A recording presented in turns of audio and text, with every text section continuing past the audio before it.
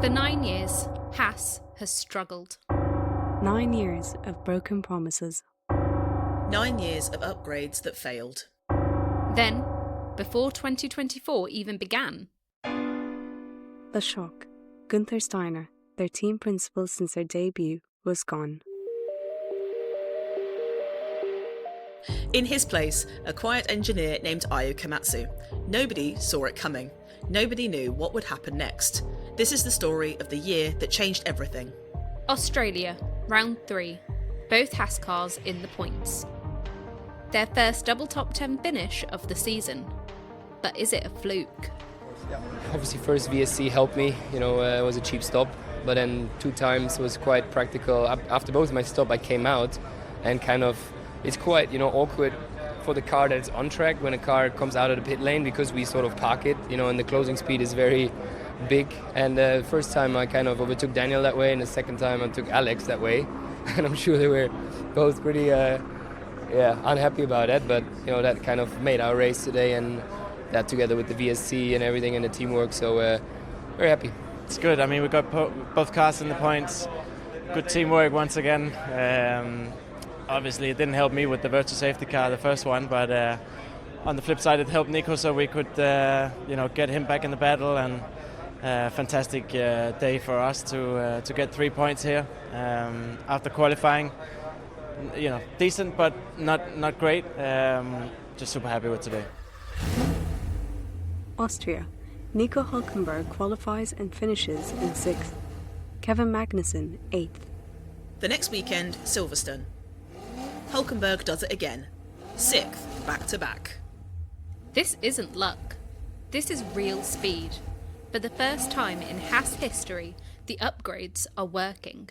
So for instance, one of the main issues we had in the previous years was the Haas was not able to develop the car in season. We weren't able to put upgrades on the car that works. And then there was certain people saying previously that, well, upgrade is a waste of time, it never works, we shouldn't do it.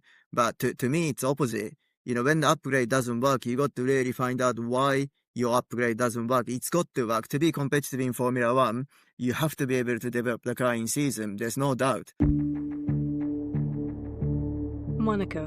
Both cars disqualified from qualifying. Technical breach. They'll start from the pits. Then the race. Lap 1.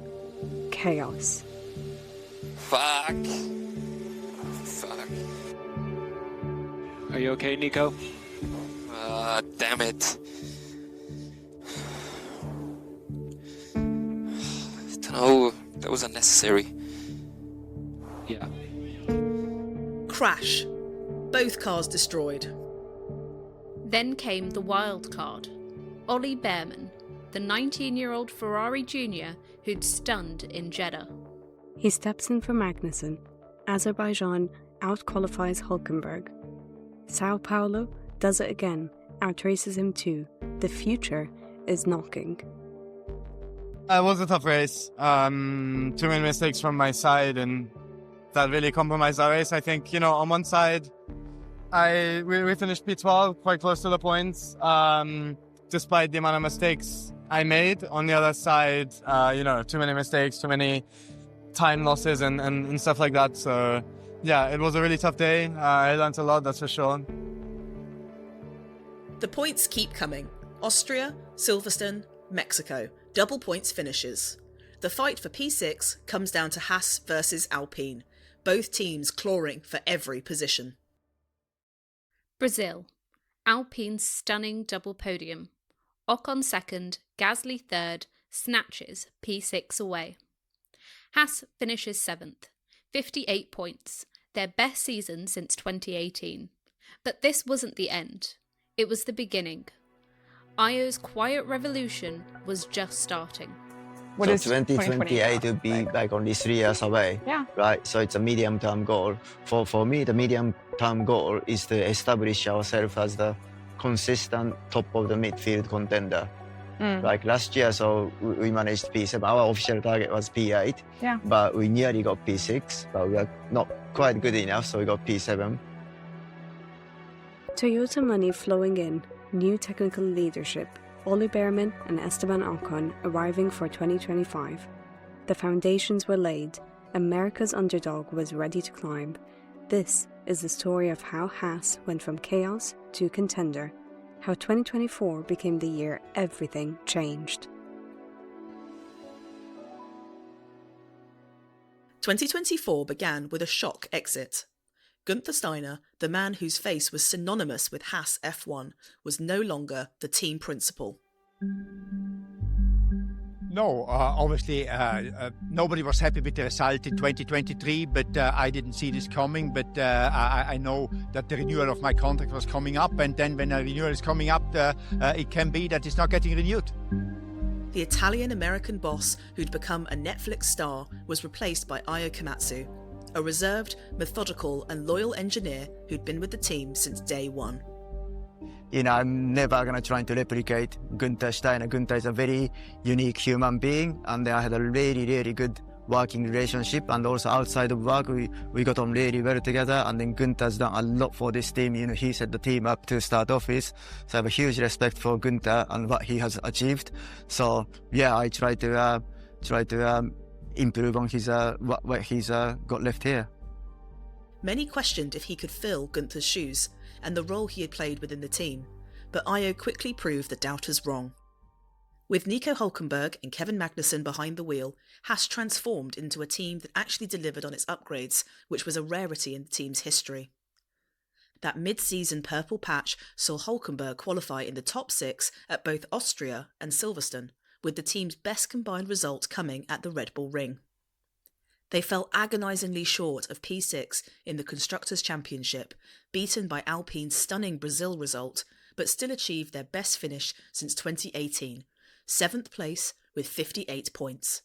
This was a huge achievement given that their UK factory is easily the smallest and most basic among the F1 teams. They also lack key pieces of hardware that would grant them more success and data, like a state-of-the-art simulator. But the real story was what was happening behind the scenes. Ayao was improving the operation. The technical team was being restructured. Andrea Di Sordo as technical director and David Paganelli as head of aero were refining how the wind tunnel and track feedback worked together. More importantly, the money was finally flowing. For the first time in Haas's 9-year existence, Gene Haas wouldn't need to put a single cent of his own money into the team for 2025. Toyota's partnership was bringing in tens of millions annually. MoneyGram remained strong as a title partner. The budget cap was finally being reached. And 2 exciting new drivers were on their way. 19-year-old Ferrari junior Ollie Behrman, who'd impressed as a stand-in at Ferrari and Haas in 2024. And the last 50 laps have gone a very long way for securing his future. Remember the name? We're going to be hearing Oliver Behrman spoken time and time again. And race winner Esteban Ocon from Alpine. No one's challenging Ocon for the win now. Esteban Ocon is going to be a Grand Prix winner in Formula 1. Ocon wins the Hungarian Grand Prix.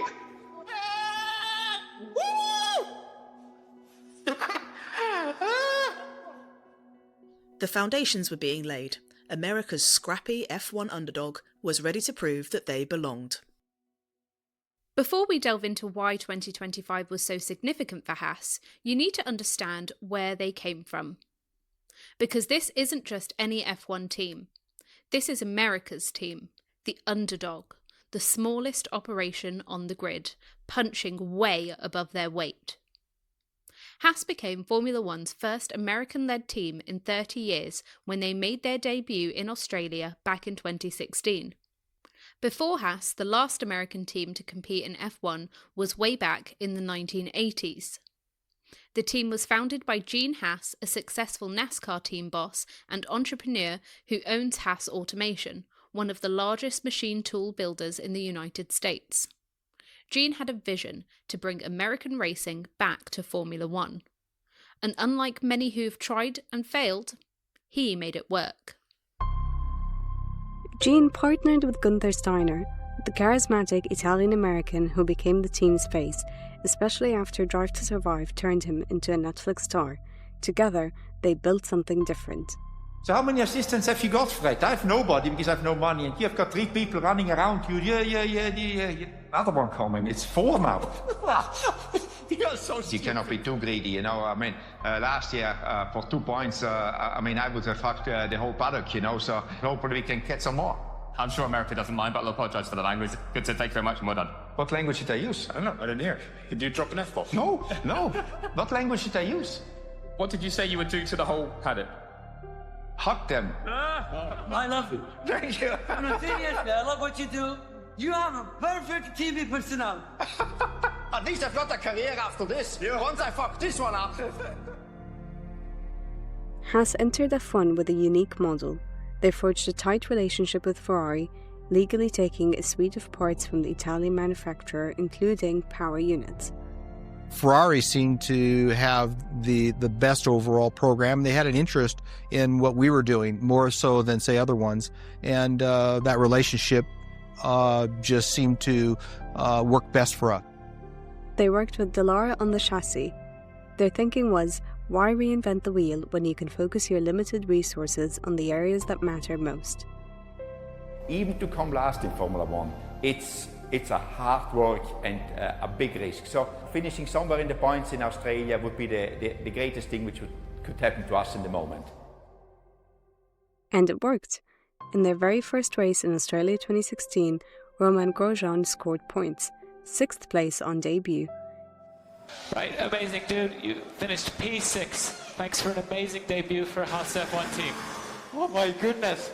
Welcome to Formula One, Gina. This is the day. This is history, guys.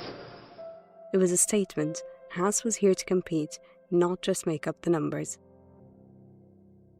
The journey hasn't been smooth. 2017 and 2018 saw progress. They finished 8th and 5th in the Constructors Championship, respectively. Romain qualified in P6 at Monza in 2018, and the team scored a brilliant P4 and P5 in Austria that year with both Romain and Kevin. Finally, I give you what you deserve, boys. Very, very happy. Well done, guys. You deserve this. Now we're back. Vamos, vamos, vamos. Top job, man. But 2019 was brutal. Development didn't work. The team went backwards. This is the worst experience I've ever had in any race car, ever. None of us are happy about this pace. The guys stayed up all night to fix the car. Let's bring it home, man. I know. It means that for us it's also not a nice experience. It's enough now. That's what it means. Enough means enough. Something slow here, isn't it? Something horribly slow on this pit stop. Left front won't go on. Not another pit stop drama for Haas in Australia. Oh no. And now we are a fucking bunch of wankers. Yeah, bunch of fucking clowns here. I don't get it. The car was not a piece of shit. So why did you develop a car which fucking goes slower? Find out the problem and make progress out of it instead of this is better. It isn't this is better. It fucking isn't. I want to see the progress. I mean, otherwise, I make changes, you know. I don't know how long I can live like this. Then, COVID hit at the worst possible time. Coronavirus this morning. The Australian Formula One Grand Prix has been cancelled because of coronavirus concerns, and race officials made a decision due to updated medical advice from Victoria's Chief Health Officer, sports presenter Jared. They had to shut down operations, survive on minimal resources, and in 2021 they endured their first and only pointless season. Many teams would have folded, but Gene Haas stuck with it. He believed in the project, kept funding it, and the team survived. By the end of 2023, Guenther Steiner had been with the team for 8 years. His personality, his quotable team radios, his no-nonsense approach. He was synonymous with Haas F1. But behind the scenes, things weren't working. After that very hard work, no performance, no balance, no good time management in life, so yeah, pretty hard work out there. Probably the worst race ever. You know, it's just no pace at all. The tires are just falling apart. There's no balance. Wow, we have a steep hill to climb. The 2023 season ended with just 12 points. The team was struggling. And on the eve of 2024, the decision was made. Guenther was gone. If 2024 ended on a high, 2025 began with a thud in Melbourne. Ollie Bearman's weekend was cursed from the start. FP1 lapped one of his first proper F1 weekend off into the gravel at turn 10 into the wall. I just got a snap. It sounded like the car bottomed out, but he could have bailed out of it. He'd understeered wide onto the gravel, and he looks like he tried to stick with it. Hours of frantic work followed.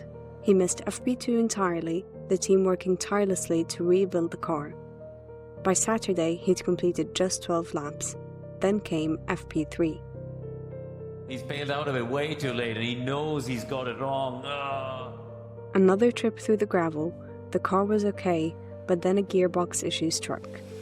Oh, I have a problem with the gearbox. No, I can't shift the board. Oliver Bearman reporting another issue in what is turning into a really testing weekend. He couldn't even set a time in Q1. Starting position, pit lane. For his teammate Esteban Ocon, it wasn't much better.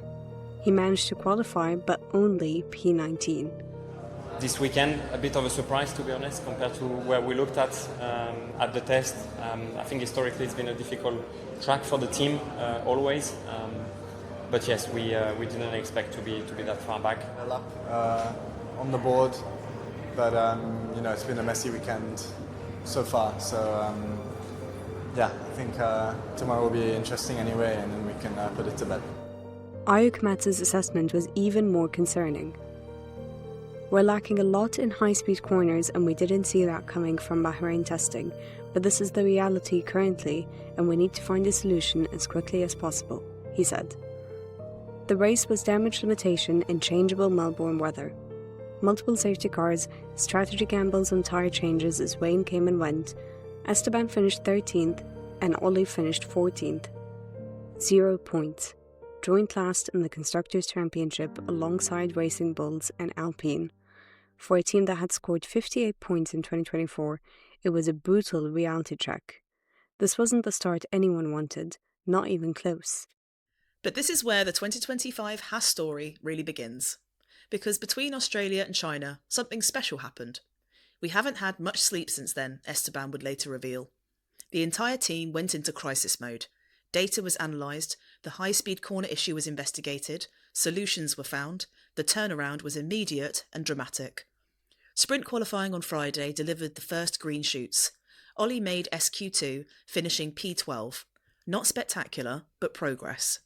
Then came Sunday's main qualifying, and suddenly both drivers were in contention. Esteban qualified P11, Ollie P17. Not ideal, but the race pace looked strong, and Sunday is where it all clicked. Esteban's race saw the team deploy an aggressive strategy and great execution. Starting P11 on mediums, he pitted early on lap 11 for hards and tried an undercut. It worked perfectly. He emerged behind traffic, but with a pace advantage. Lap by lap, he picked them off. Hajar went first, and then the crucial moment, passing Mercedes' Kimi Antonelli along the back straight. And let's go to Esteban Ocon. He's made the move on the Mercedes, has he? Because that was the car in front. Ocon going super brave. And he's got to the inside, exactly a car's width left, and he took the chance. He crossed the line P7. Then came the stewards' decisions. Charles Leclerc and Lewis Hamilton both disqualified. Esteban was promoted to P5. 10 points for the team. Ollie's race was equally impressive. Starting P17 on hards, the alternate strategy, he played the long game. The mammoth first stint, gaining positions as rivals pitted early. Lap 26, finally his stop for mediums. Then he showed what all the hype was about. Super happy with the result. Did not expect to score points today, but the car was fantastic. Everything I was doing worked, and that's always a nice feeling. I just had the groove, and some points to show for it, which is great. Overtake after overtake, working through the field with precision and determination. P10 on the road, his first point in F1. Then those penalties promoted him to P8, 3 points. But it was Esteban who summed up what this meant. Rallying at the time, but honestly, great turnaround, from the team. They've done an amazing job. in a couple of days, to try and get some more performance out of the car. As Ayao said, we didn't sleep much and eat much. From 0 to 13 points in one race, from dead last to 6th in the championship, the roller coaster had officially begun. The Suzuka International Circuit. Ollie Bearman had never driven it in F1, and he was about to show the paddock why he deserved to be there. The weekend started quietly, P18 in FP1, P15 in FP2. The team bought a new spec floor which they tested on Ollie's car. Then Saturday happened. Q1 was comfortable, P12 safely through. Q2 was stunning. By a lot was by enough. Bearman with a monster lap. That's great performance if you consider his teammate went out in Q1. On his second set of fresh softs, Ollie laid down a 1:27.711, P8, his first ever Q3 appearance. On his track debut as a 19-year-old rookie. I did a mistake on my last lap, which lost me a bit of time, and maybe we could have been a bit further up. But it's really tight. It's really incredibly tight all the way through. Just to make it into Q2 was a big relief and a big surprise actually to be in Q3, but a welcome one. So yeah, really happy with how it went today. P10 in Q3, career best qualifying at Suzuka, on debut. The race was equally brilliant. Starting P10 on mediums, he held firm in a lonely run in the points. Pit stop on lap 23 for hards, out in the pack. But the pace was there. He cycled back through to P10 and held it to the flag. 1 point, but more than that, confidence, validation, proof that he belonged. Esteban had a tougher weekend, qualifying P18 and finishing P18. Yeah, copy that one, don't worry. And good job for all the efforts and bringing the updates this weekend. It will come our side. But the new floor was working, the car was responding, and the potential was there. Bahrain brought another double points finish, but it was messy. The kind of messy that will become a theme for Haas this season. That is a big crash for Esteban Ocon in the Haas, opening part of the lap, and he's found the barriers. Esteban crashed in Q2 qualifying, which brought out a red flag. There was extensive damage to his car. He was classified P14 with no time set. I'm okay, thank you. Yeah, I just I feel really sorry for the team. I messed up today. Ollie, meanwhile, struggled all weekend with braking issues, front locking that destroyed his confidence. He qualified P20 after using all 3 new tyre sets just to get out of Q1, but they flipped the script completely for Sunday's race. Esteban recovered brilliantly. An aggressive 2-stop strategy saw him pitting on laps 8 and 27. The undercut worked again. He emerged in the lead pack, battled Max Verstappen after the safety car, and held off a train of faster cars to finish P8. I'm super happy for the team, because I've let them down yesterday. I've did that mistake, and I knew there was more potential in the car. And today, everything worked out as planned. We got a mega start. We really worked on that. We managed to do an aggressive strategy and got straight away, back in the points, fighting with Pierre as well. Ollie's race was Hollywood stuff. Starting P20, he gained 6 positions on lap 1 alone. A spectacular opening lap charge, long first stint, safety car pit stop on lap 32, restart from P12. Then the final laps, holding off Mercedes Kimi Antonelli with older tyres, wheel-to-wheel combat, no mistakes. P10, his 3rd consecutive points finish. Aya's reaction captured the emotional whiplash. He said, "What a day. I'm very happy. Especially after the disappointment of yesterday, nobody gave up." From disaster on Saturday to 4 points on Sunday, peak Haas. The Miami International Autodrome brought everything Haas fans had come to expect. Speed, promise, penalties, and heartbreak. Sprint qualifying was a comedy of errors. Both drivers failed to make the timing cut-off for their second laps in SQ1. Ollie qualified P20, Esteban P12. But the sprint race was pure chaos. Rain caused a delayed start, then an aborted start, and then laps led by the safety car.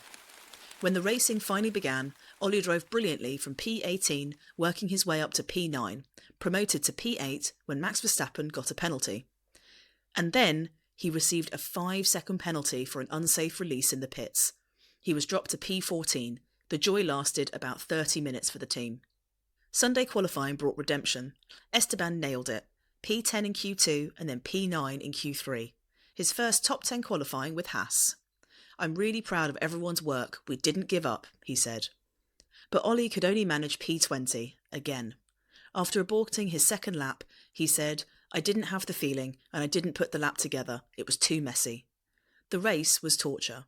Esteban started P9, dropped to P10, fought Lewis Hamilton tooth and nail for that final point, but eventually finished P12, so close. Ollie's race ended on lap 28 with a power unit failure. He DNF'd and scored no points. Haas managed to leave Miami with 0 points. The kind of result that stings for an F1 team. Sometimes F1's regulations create stories nobody wants, and Imola was one of those weekends. Qualifying was controversial. Ollie set a 1:16.077 in Q1, P10, comfortably into Q2. Then Franco Colapinto crashed in his Alpine, which triggered a red flag, and the FIA ruled that Ollie's lap time came after the red flag was shown. The lap was deleted. He was classified P19. Race control have deleted the time for Oliver Behrman for not being completed before the red flag dropped around the circuit. Haas protested, which included evidence of telemetry, video and timing data. Everything pointed to Ollie crossing the line before the red flag lights came on, but the FIA stuck to their decision. Ayao was diplomatic but firm, saying, "For us, there's overwhelming evidence to say that his lap time should have stood, so that's our position." Meanwhile, Esteban qualified P18, as he struggled with rear grip all weekend. During the race, Ollie ran a long first stint on hards, got into the top 10, then had a problem in his pit stop under the virtual safety car on lap 30. He had to pit again on lap 31 to fix it. He dropped from points contention to P17. Esteban retired on lap 29 with a technical issue. 0 points. From a weekend where Ollie arguably had top 10 pace. The frustration was palpable. Monaco is unforgiving. Make a mistake, pay the price. But if you get it right, magic. Ollie's weekend was defined by a Friday afternoon FP2 incident. Red flag for Oscar Piastri's crash. GV replays showed Ollie appearing to overtake Carlos Sainz under the red flag. Unfortunately, the pace has been really good today, which is a shame, with the penalty of yesterday. But we're just going to have to suck it up now and get on with it. I think we can do something. The stewards investigated. Their conclusion was damning. They said, the drivers claimed he saw the red flags but decided not to slow down abruptly because he felt slowing down abruptly would have been more dangerous. We disagreed with his decision. 10 place grid penalty, 2 penalty points on his licence. It hurt because Saturday was brilliant. Ollie qualified P10 in Q3 on his Monaco debut. The pace was there, but he'd start P20. Esteban, meanwhile, put together one of the best performances of his season. P13 in Q1, P10 in Q2, then a blistering Q3 lap of 1:10.942 for P8. On the streets of Monaco. Perfect. We're not exactly where we want. We can't, turn in the car as much as we would like to be rotated at apex, and we see that issue, coming more and more in these last events. And it's been good to see that, as a team, we've managed to keep working even during that qualifying to try and, figure out, more and more runs after run, lap after laps. And that Q2 lap was decent, and we saw that something was going to be possible to play for, and that Q3 lap I was really happy with it. I think we maximized the potential. I've touched the wall 3 or 4 times, but on the quick bits, as Stu said, which was good. It didn't slow us down, so yeah, that was a nice effort from everyone, happy with that, but I'm sure we can do better than this. Sunday's race was processional, as Monaco often is. Esteban started P8, finished P7 when Fernando Alonso retired. 6 points was the boost this team needed. Ollie started P20, pitted at the end of lap 1 for hards, and drove a recovery race to P12. 8 positions gained. No points, but maximum effort. 26 points, still 6th in the championship. Monaco delivered, even if not for everyone. After the Barcelona disappointment of a P15 and P17 finish and no points, Haas arrived at Silverstone with their big upgrade package. Months of work had gone into their new floor and new side pod inlets. This was the package that would define their season. Friday practice looked promising. Then came Saturday morning and FP3. Ollie crashed, again. For the second time in 2025, he'd earn a 10-place grid penalty. This one hurt even more because qualifying proved just how quick that upgraded car was. Q1, Ollie P3, stunning lap. Q2, Ollie P6, still flying. Q3, Ollie qualified P8 in front of his home crowd on his first British Grand Prix in F1 with an upgrade that clearly worked. But he'd start P18 with his 10-place penalty applied. See, it's a knock to drop to the back of the grid. Yeah, of course, but the car is clearly easily in Q3. I managed to get in Q3 with a used and a new tyre, which only really the top teams can do usually. So, on that side, we've had a mega qualifying. So I hope we can come back for the race. Esteban had his own struggles. He had a compromised outlap in Q2, exited P15 and was promoted to P14, not the double top 10 they wanted. Then came Sunday. British weather, rain, red flags, multiple safety cars.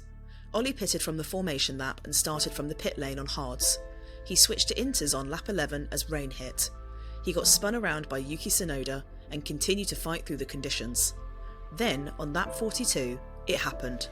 He goes for the inside, but is he going to have contact? Yes! And it's happened before at Silverstone with the Haas cars. Behrman and Ocon come together, racing each other. Contact between the two Haas cars as Ollie tried to pass Esteban. Both survived. Ollie finished P11, Esteban P13. Ayao Komatsu addressed it head-on. Our drivers touching is the last thing that should happen, but I looked on the onboard of both drivers, I spoke with them both, and for me it was a racing incident. He was right to be measured, but his message was clear. It was a racing incident, but we'll make sure it doesn't happen again. 0 points for a weekend where they upgraded the car that was clearly quick enough for Q3 and points. The execution had failed, again. Belgium looked promising. They managed to score points in the sprint with P5 for Esteban and P7 for Ollie. They managed to score 6 points.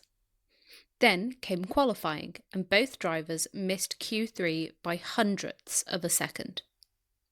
But Sunday was a near miss for Ollie as he crossed the line in P11, just 0.4 seconds behind Gasly in P10. An engine issue cost him positions when he was genuinely fighting for points. Yeah, I think we're a little bit late with the first stop onto the medium, which put me just out of the points in P11. Then unfortunately I had an engine issue and I lost 3 positions. So I was actually ahead of Gasly before that issue, and with Nico then boxing later, I would have been net P10. But unfortunately we had an engine issue, and actually I was managing some issues with the power unit for the whole race, so we have to have a look at why. Esteban was P15 after staying 2 laps too long on inters. He said, "We stayed on old tyres for 85% of the race." Then came Hungary. Rock bottom. Ollie qualified P11, lost the car in the race and picked up significant floor damage. DNF on lap 44. Esteban struggled all weekend. P16 at the flag. 0 points, again. Ayao Komatsu didn't sugarcoat it. He said, "We didn't show what we should be showing today. We need the summer break, refocus, look at ourselves and think about how we can deliver." The car was quick. Everyone could see it. But 3 races since Silverstone, Austria P10 and P11, Belgium nothing, Hungary nothing. The frustration was palpable. Something had to change. Coming out of the summer break, Haas were 9th in the championship. The pressure was mounting. Qualifying was a disaster, P18 and P19. Ollie would start from the pit lane after power unit changes, but sometimes in F1, chaos is your friend. Both cars started on hards and played the extreme long game. While others pitted early, they stayed out, lap after lap. Then lap 54, Charles Leclerc and Kimi Antonelli collided. Then there was a safety car. Fresh mediums for both Haas cars, and suddenly, Ollie was possessed. He passed Bortoletto, passed Alonso, passed Gasly, overtake after overtake. P7 on the road, promoted to P6 after Antonelli's penalty. And he's going to have 8th position. Behrman returning to the points for the first time since the Bahrain Grand Prix in the Grand Prix format. Esteban executed the same strategy perfectly. P10, 1 point. 7 points total. But more importantly, Ayao Komatsu's message. He said, "Today should be the benchmark. This is what we can do. Let's do it again." Singapore. Ollie qualified P9, raced to P9, 2 points for the team. Austin, another upgrade package. Ollie P8 in qualifying, P9 in the race despite a spin battling Yuki Tsunoda, 2 more points. That's 3 consecutive points finishes, the consistency Haas had been searching for all season. And then came Mexico City. Ollie qualified P10, started P9, and within 6 laps he was P6. By lap 13 he was P3 and a podium position became possible after Lewis Hamilton pitted under penalty. The strategy was aggressive. He made 2 stops, banking on pace over tyre management. His first stop was on lap 24, out and still P3. Second stop on lap 48, out and still P3. Then Max Verstappen came through on his 1 stop. Ollie dropped down to P4, and behind him, Oscar Piastri, championship contender, on much fresher tyres. For lap after lap after lap, Ollie defended. Every corner executed, every breakpoint perfected. Lap 71, and the checkered flag fell. P4, Haas's equal best result in their 200 race history. Checkered flag, Ollie, checkered flag, in-lap procedure. That's P4, P4. Well done, man. Mode in. Yes, come on! Good job! We finished P4 on merit, Ollie beamed.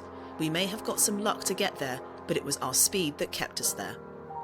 Esteban added P9, 14 points scored.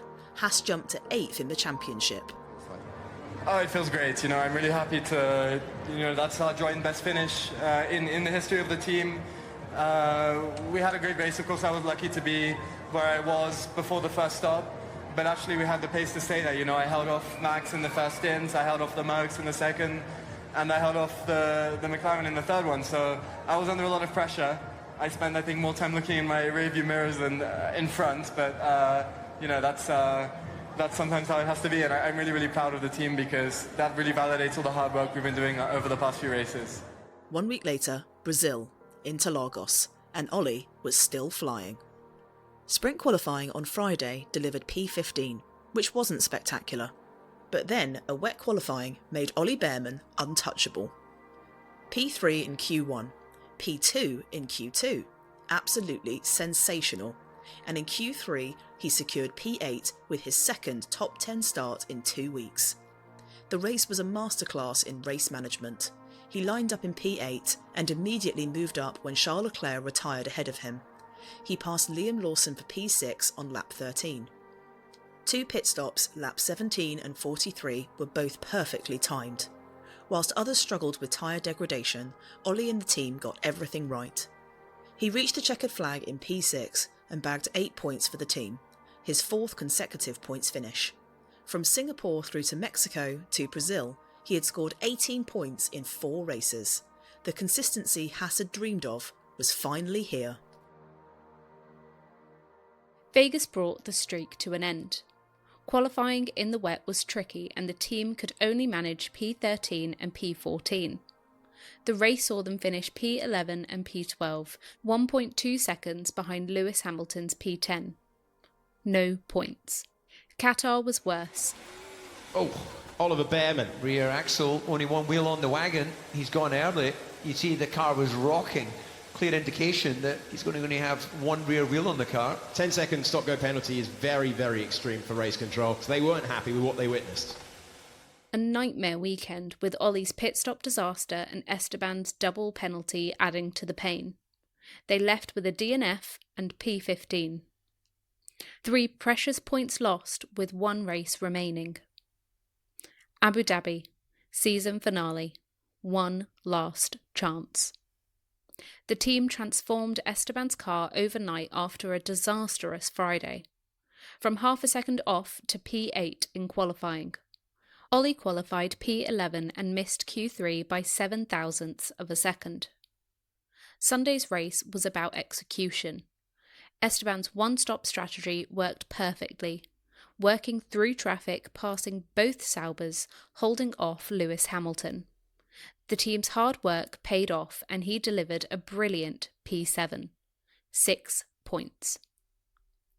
Ollie ran a strong race to P9 on the road, but a post-race penalty for defending against Lance Stroll dropped him to P12. 79 points, P8 in the championship, 21 points more than 2024, despite finishing 1 position lower, 4 double points finishes, 8 points finishes in the final 9 races, but the numbers only tell half the story.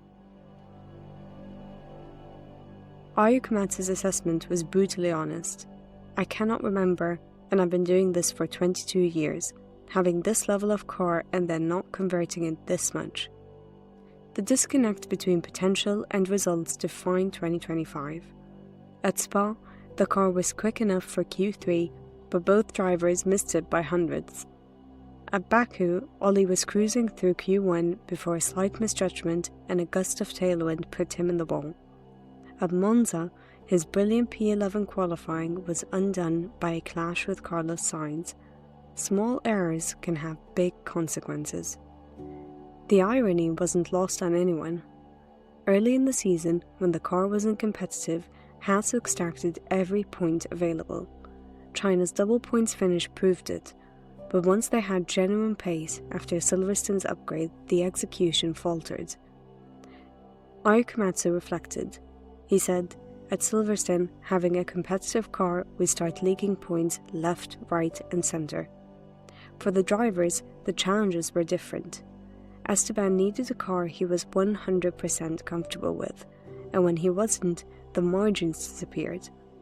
Ollie's raw speed was undeniable, but learning to dial back from 99.9% to a safer 99% remained the challenge." You know, I've been working with Ollie very, very closely, providing short-term objectives, getting feedback, work ethic, etc. But he's a great kid. You know, he's got such a great personality, positive personality that motivates everyone.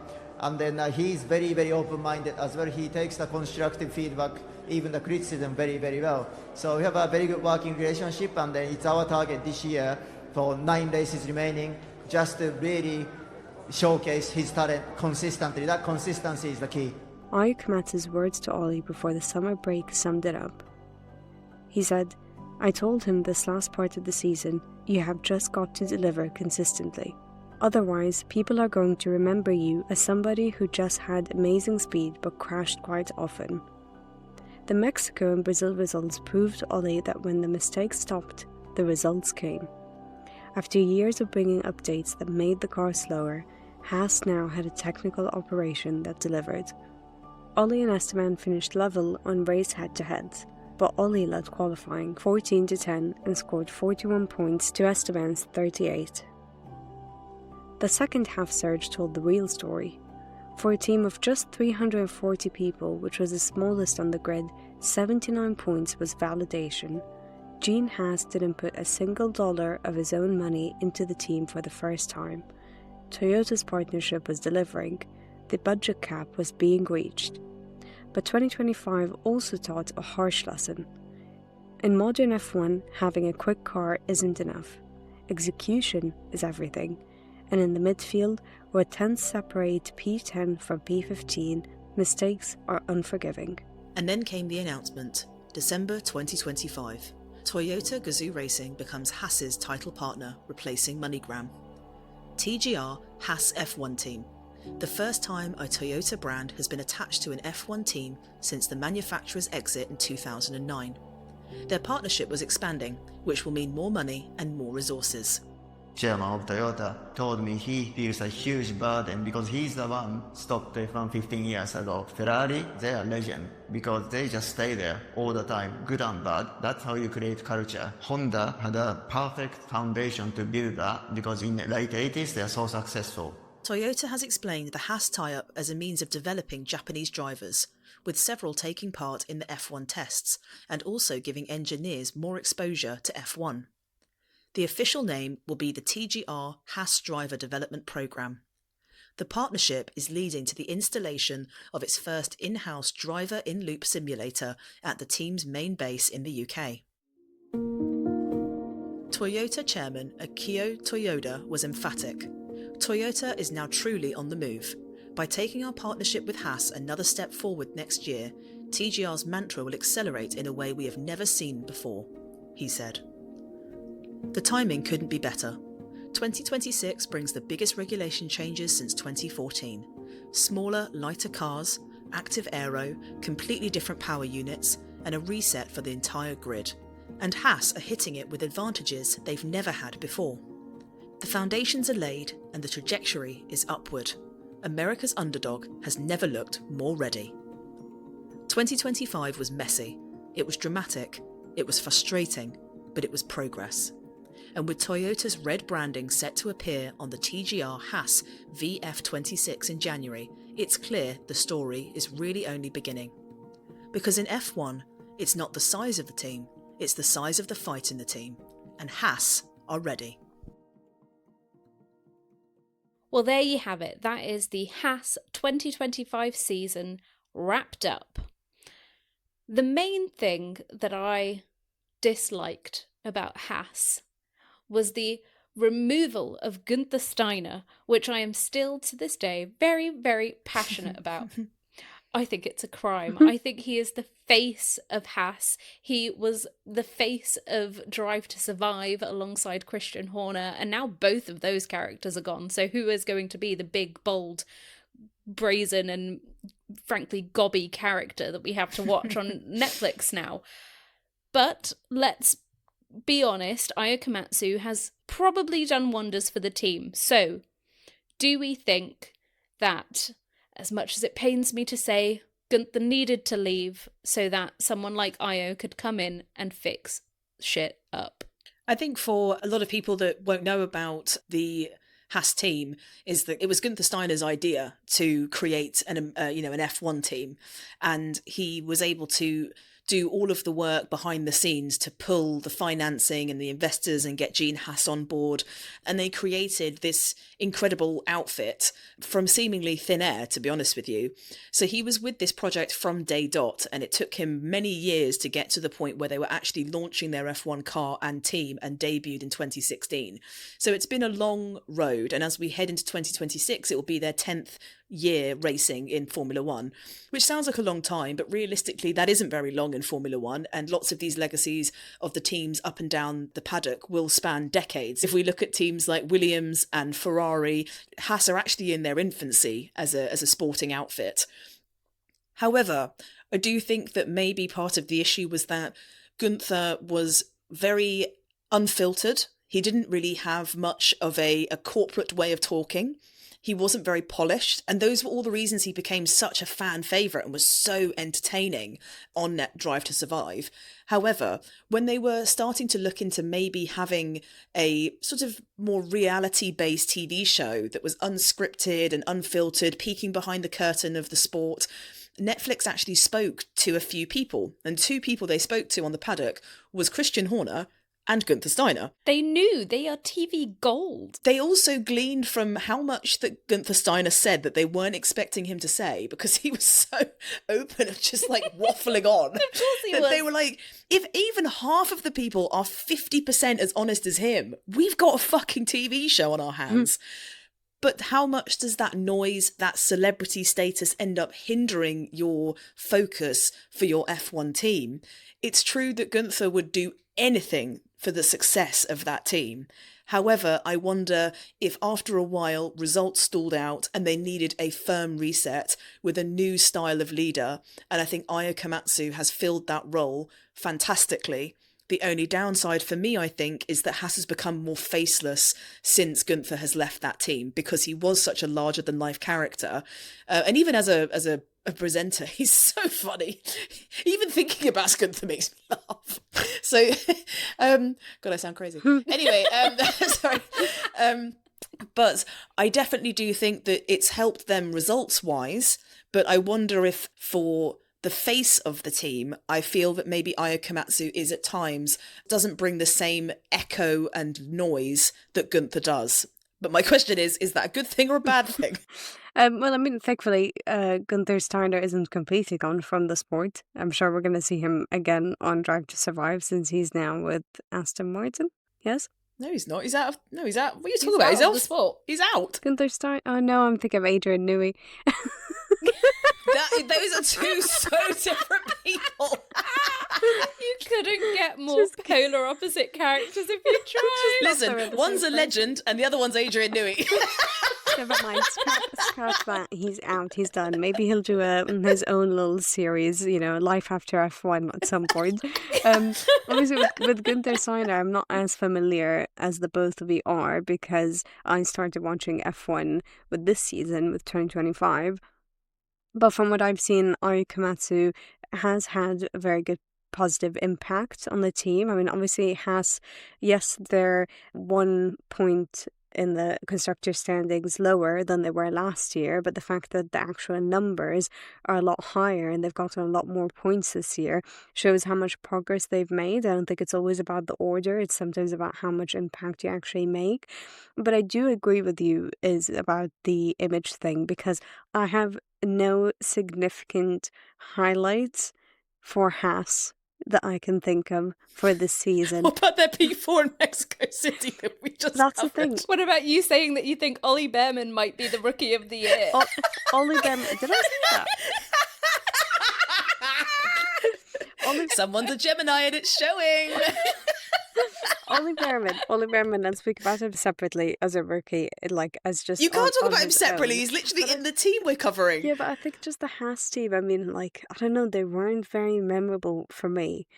So, I don't know, maybe the image thing is right. Maybe it is because they don't have that sort of personality that they do kind of disappear within the rest of the midfield teams.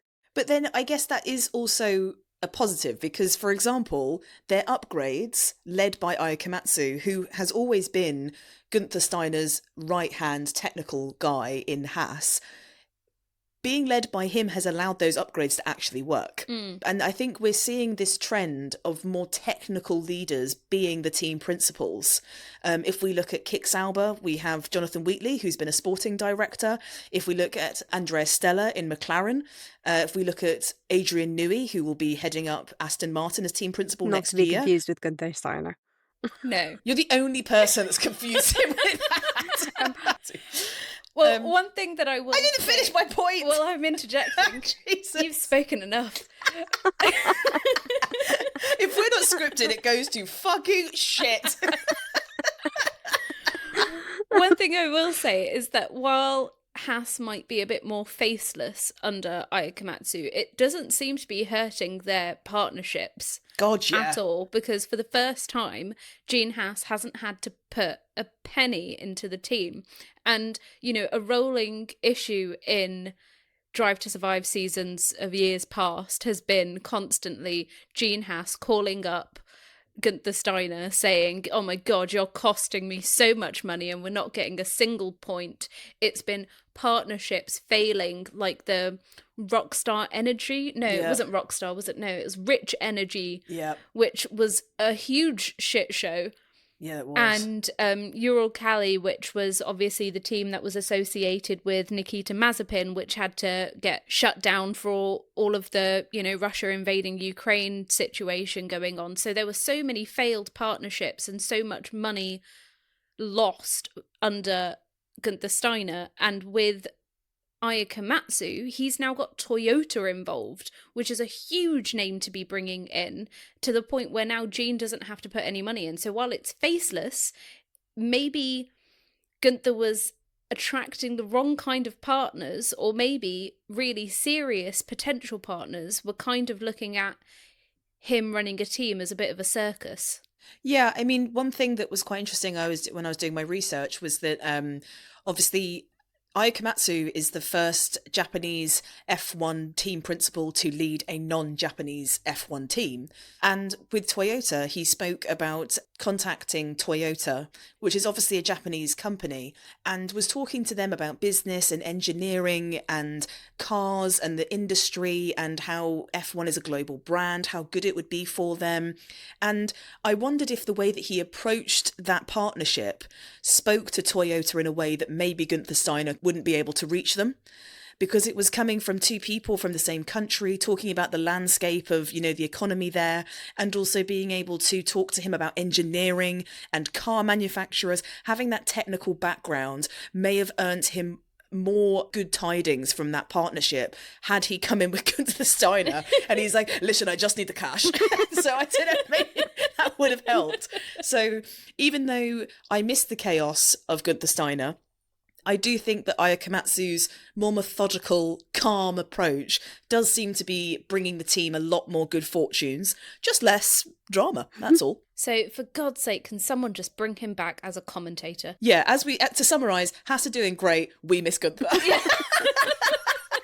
Guenther, if you're listening, we will make you the 4th Grand Prix. Oh my God. Let us know if you're interested.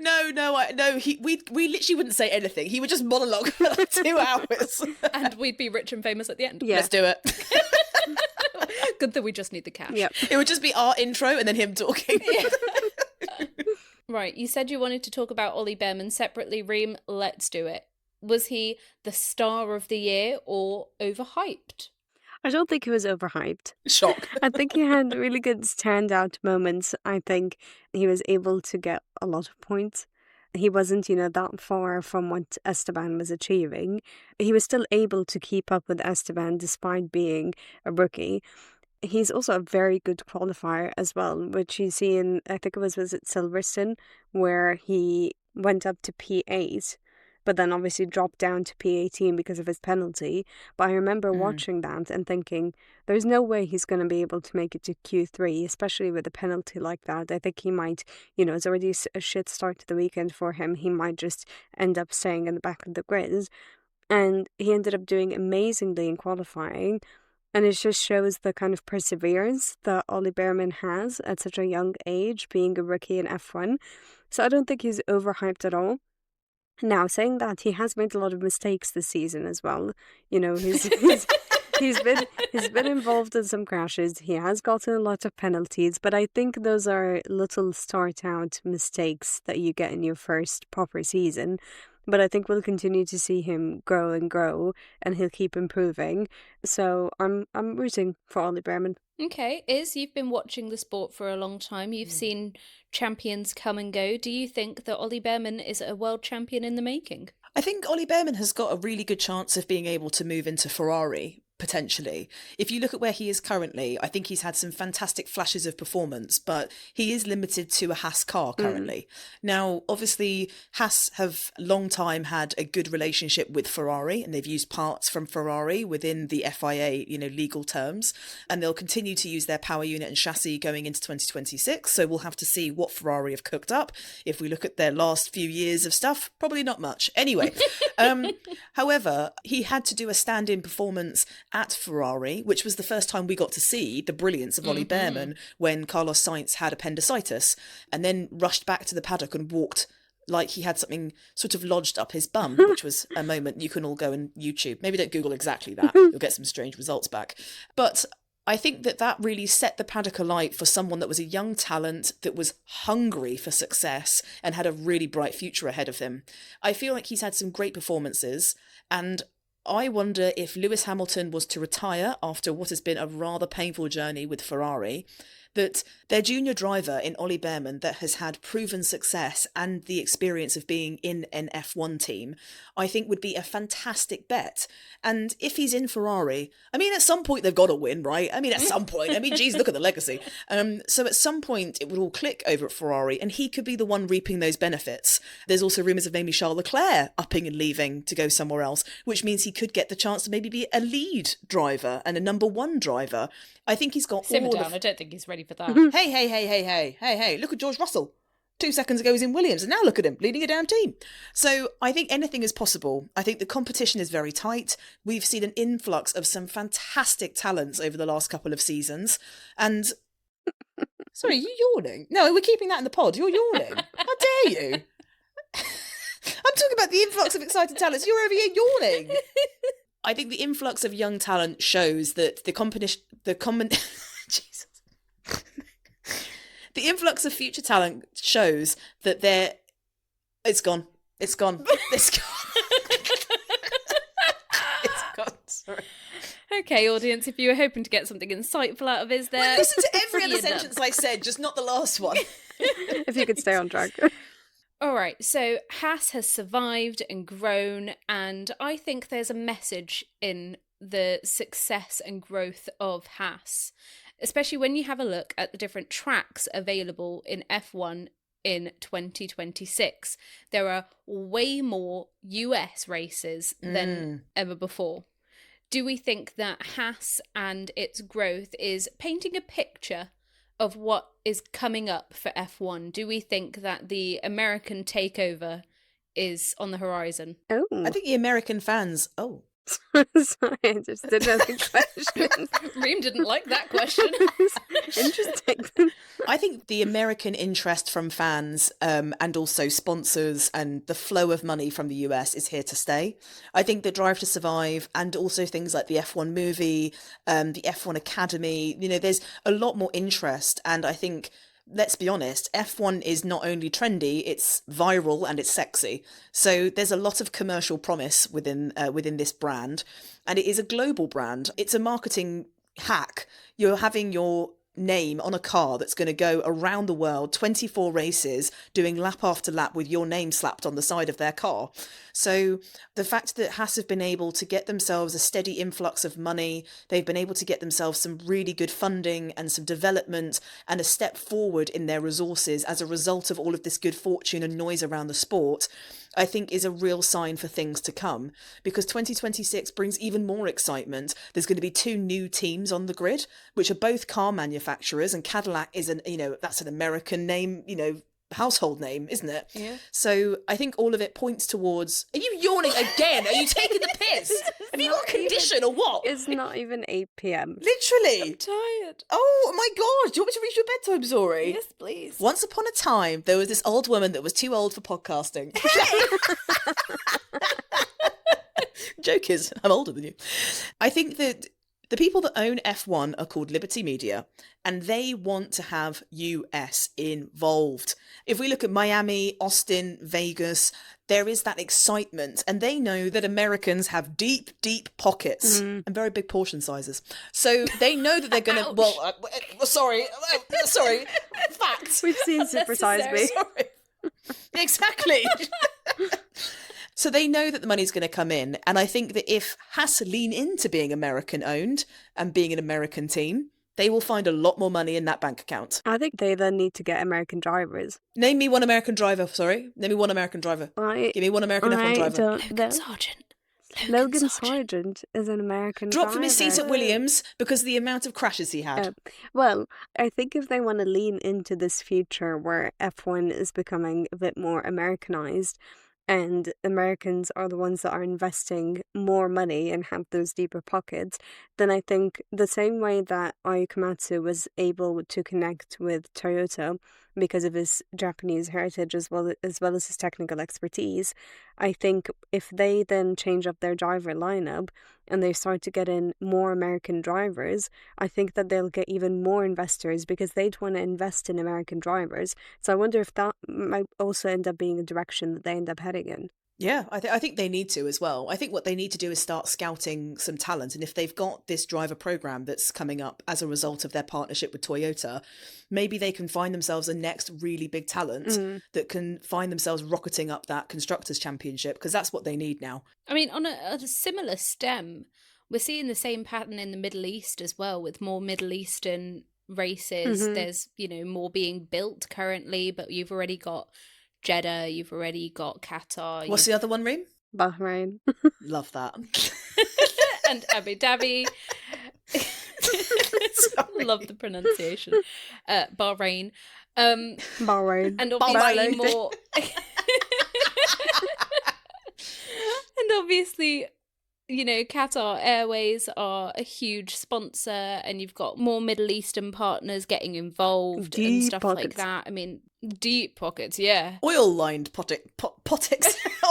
That'll teach me for being sassy. I'll shut up. When do we think we're going to see a Middle Eastern F1 team emerge? Was it going to be called like Habibti Racing? Yalla, let's drive. Wallahi, I got that championship point.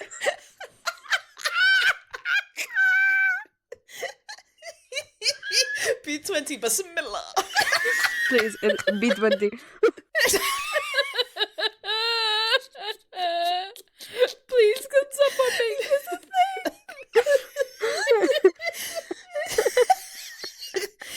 Mohammed Ben Salah would be, he'd be disqualifying every other team to get that one to fucking get up to the top. They could have 3 wheels and they'd still win. They crash into multiple cars. It's 0 penalty points.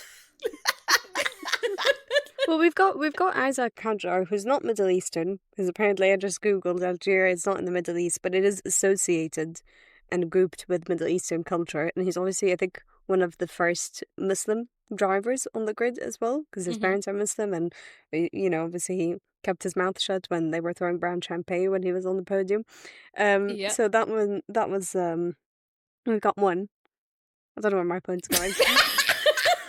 I don't know where my point is going. Sounds a bit menacing. We got one. Gotta catch them all.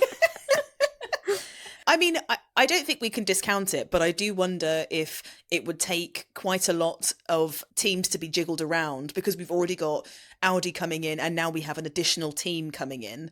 So I don't know if we'll be seeing that soon. But I also think that if the Middle East had more viewership and interest in the sport, and the viewership was rising up, then maybe we would see that. Because the US, everybody in F1 is trying to get that American audience, because it's always been very Europe-centric as a viewership. And they know that they've got loyal fans that watch F1, but trying to get US fans in has been a monumental effort. So sure, I'm sure they're going to try and conquer the Middle East, and we'll be seeing Habibti Racing and camels on track. 10 years. Camels on track. Lord knows they got the money for the ticket prices. The fucking F1 shows would be absolutely sensational if Habibti Racing won. Can you imagine? I would The die. drones, the fireworks, the pizzazz, the music, the lack of champagne. Anyway. Imagine the F1 theme song, but with an Arab twist in the background. Oh my god, yes. Call to prayer. Can you do like a social post like announcing Habibti Racing? Grand Prix are starting it. We're doing it, girls. Okay, let's end that and go around the table to give some serious information. So let's each go around the table and give our 2026 constructor position prediction, a bold prediction about Haas's 2026 season, and our confidence level on a scale of 1 to 10 for them in the next season. I'm going to go first. Okay, deal. Go on then. Because last time I was influenced by your positions. Mine might be a little bit controversial. Mine is going to be P10 for next year. Oh. And my reasoning for it... You think they're towards the back of the grid? Yes, and my reasoning for it is obviously the last 2 episodes that we had were Kicksauber and Alpine. And while Kicksauber and Alpine ended up lower than Haas this season, Kicksauber and Alpine's plans for 2026 seemed a lot more thought out than Haas has. Like, they're really investing a lot of thought and a lot of effort and a lot of time into the new regulations for 2026 and beyond. Kick Sauber is planning to be a championship contender by 2030. And Alpine has all of these I kind of forgot it's 2 episodes ago, but they've got all of these changes. They're saying they're going to be high up there in 2026, 2027, according to Flavio Briatore. So while I don't think they're going to be much higher up on the grid next year, I do think they would end up being higher up than Haas. But then because we've got Cadillac, I would put Cadillac at P11 because it's a new team. So for me, it's P10. Oh, I'm going to agree with her. Ooh. Oh, really? Yeah. I am going to agree with her. I think those are all very fair points to make. And I think the additional point I would make is Ferrari power units aren't always the best. And there's going to be reliability issues, and the rumours that Mercedes and Red Bull are basically going to have rockets in their cars obviously leaves anyone with a Ferrari power unit a bit in the bin. Yeah, I do think that Haas do have a bit of a gamble on their hands in terms of what will be presented to them in the back of their car in pre-season testing in February will determine how their season is going to go. Obviously, there's going to be a lot of new aero parts, but the regulations in 2022 were very much aerodynamic based. It was ground effect cars, and which was why people like Red Bull did so fantastically, because they had Adrian Newey in their camp that understands aerodynamics like no one else does, to be honest. Coming into 2026, it very much sits in Mercedes territory here. It's all about power units. The cars will be smaller in dimension. They'll be smaller overall, so they'll be able to actually fit around Monaco without looking wildly oversized. And we might even see an overtake. Yes, doubt it. But also we've got these active aero sort of parts of the this DRS has gone and whatever else. But the main thing is the power unit. So on an optimistic day, I would love to say P7 would be a really fantastic result for Haas. And I think that would be something they would really bask in. On a really bad day, I completely agree with the pair of you. P10 could be really, really viable. My bold prediction for their 2026 season will be that they are able to get a top 5 finish in the first 6 races. Ooh, damn. Okay. One thing I have thought about is we need to start writing down. I was literally just what thinking we're about that. predicting. I was going to mention this off pod, but yes, I will do that. I'll go through our eps we've already posted and do it. For the life of me, I can't remember what I said for Kick Sauber and for Alpine, and I'm probably saying P10 for all of them. Yeah, God bless all the fans that are listening right now. Like, what did you said that last fucking ep? What the fuck is wrong with you guys? We'll write them down after that. Especially because in the Alpine episode, we all said like who we're putting below them. Yeah, yeah, but you guys said like, who are you putting below? Why have you said that? And I'm like, I don't know. I'm just trying to make some content here. Why are you asking all these questions? Okay, my bold prediction. I didn't get to explain my bold prediction. I didn't even get to do mine. I think we haven't got to you yet. I think that they could get a top 5 finish in the first 6 races, partly down to their car, and partly down to the fact that there might be other people ahead that have engine failures, DNFs, and contact, because everybody is scrabbling to the line and also trying to get their head around these new active aero wings that they've got going on, and they might be able to favour some good fortune from other people's misfortunes. Okay, my bold prediction is that in the race head-to-heads this year, Ollie Behrman is going to whoop Esteban Ocon's bottom. Damn. That's a very visual, bold prediction. Yeah, I'm a visual kind of gal. All right. Whoop. When I look back at the 2025 season, I can remember some really standout performances from Ollie Behrman, and unfortunately for Esteban Ocon, I've forgotten his whole year. Mm-hmm. Fair. He probably has too. And look, that might be a reflection of my memory and how little attention that I paid to him and how much more attention we paid to Ollie Behrman as a rookie. But I think that Ollie had some really, really, really great performances, and I think he has a lot of potential. And I think giving him a little bit of a break for this year, being it his rookie year, allowing him the mistakes, allowing him the crashes and the penalties and stuff like that, I think next year he's going to come back even more clean. Dan? Yeah, I actually agree with you on that. I agree with you completely. Yep. My bold prediction is... Okay, that's all our bold predictions. Thank you, sir. Hey, mine's a good one. My bold prediction is that by the start of 2027, we will have an entirely new drivers lineup for Haas. I think along the lines about what I said about them getting American drivers, I think this is where they might be heading. I think Ollie would move to Ferrari and he'd end up being the second driver to Charles Leclerc. I think Lewis Hamilton might retire at that point. And I think Esteban Ocon might move into being a reserve driver for a different team. And there will be completely 2 new American drivers for Haas. Okay. Interesting. I would argue that in the documentary episode that we just recorded, we pointed out that Haas are trying to build a driver development program to get more Japanese drivers on the grid, in line with their partnership with Toyota. Which I've already mentioned in this discussion. Okay, maybe 1 American, 1 Japanese. 1 for the team, 1 for Ayao Komatsu. Balance. Cultured. Balance. Pick and mix. Pick and mix. You just said 1 American, 1 Japanese. I'm like, what about just the best drivers they can get, regardless of nationality? Jesus. Okay, and now confidence level on a scale of 1 to 10. How confident are we in how they are going to perform in the next season? 4 out of 10. 4. Because I think that whilst Ayao Komatsu is a fantastic leader, and I actually have a lot of confidence and faith in his leadership style because I think it's worked fantastically, I still think that it relies too heavily on Ferrari cooking up an absolute storm. And we know that compared to other constructors up and down the grid, that they haven't been the strongest contender in that category. And unfortunately for Haas, they've lent nicely on Ferrari. Certain seasons that has not paid off. If we think about 2019 and 2020, they had a huge power deficit to other competitors. But if we start to look in 2022, they were looking quite good because Ferrari did fantastic work with the 2022 technical regulations, and Haas were able to benefit from that by using parts from Ferrari. But that gamble does end up being a little bit risky, and I just don't know that we're going to see Haas at the top of their game.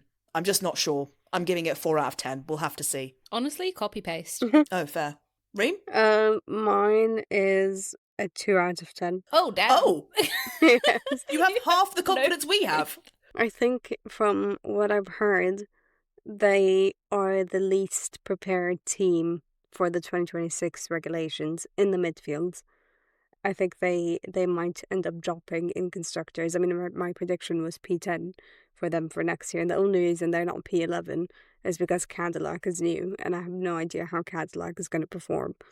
But I don't think they're going to be that great. I think it will be a year for them to get their shit together, and then maybe 2027 will be a better year for them. I know, I don't think it's a bold prediction to say that Cadillac will be at the back of the grid. I think they might have some better moments, but they themselves know it's a huge operation that they're trying to pull off. So they will need a lot of time to get themselves organised. Who's born with just the natural ability to run an F1 team? It's not, a natural skill set. You need a lot of people, a lot of heads, and a clear goal, good leadership and good timing and good fortune. So I think that's completely fair.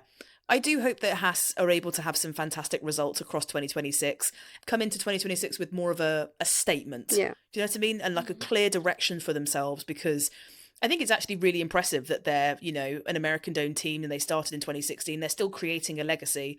So I hope they can create a legacy in 2026 that is worth remembering. I mean, they could be P10 and still have a significant points gap between them and whoever ends up in P11. The same way Kick Sauber had much more points than Alpine did, even though they were still P9. So they might still be able to have these great moments. I just think that everyone's a bit more competitive for next year. Yeah, I agree. For this very year. Fair. Right, well, that is the Haas episode all done and dusted. We will be returning to your ears in a week's time for... Aston fucking Martin. I'm excited for this one. So am I. Aston Martin has had so many different faces, names, people in charge, drivers, and I'm very excited to be able to tell the story of Aston Martin's So we get to talk about 2025 season. nepotism. We got to have a montage of Fernando Alonso being chaotic. It's going to be a fun one. And if we can get right, it's a bit of Taylor Swift in the background. Yes. Oh, We could just sing it. Oh, yeah. Taylonzo. No one's going to listen to this app. We've marketed it terribly. Put them off. Okay. We hope you enjoyed this episode, and we hope that you are enjoying this series. If you are, please rate us, review us, give it a like, give it a share. You can follow us on our socials. We're available on Instagram, TikTok, YouTube and X, and make sure you engage with us. Tell us how you're feeling. Drop us a message. And you're back to work now. Yeah. You lazy scoundrels. Listen to You've us had your on your crimbo commute. limbo and you get... What? Some people just have to jump in, don't they? I was just about to... I was warming up to that. God almighty. Sorry. Oh my gosh, shut up! Go on. Oh, shut up! Oh my God. Reem, shut up! Reem, stop talking! Jesus Christ. So, you're back to work now. Are you? Oh my God. You're back to work now. You're back in the office. I know it's very cold, it's very bleak, you've got no fucking money. But you get to listen to us on your commute, and we can brighten your day with our drama, our sort of budget version of Drive to Survive. It's audio only, and we hope you're enjoying it, because honestly we're working hard, aren't we? Yeah, and we're enjoying working on it. Yeah, it's very good fun, so we hope that you're enjoying it, and tune in for the next one.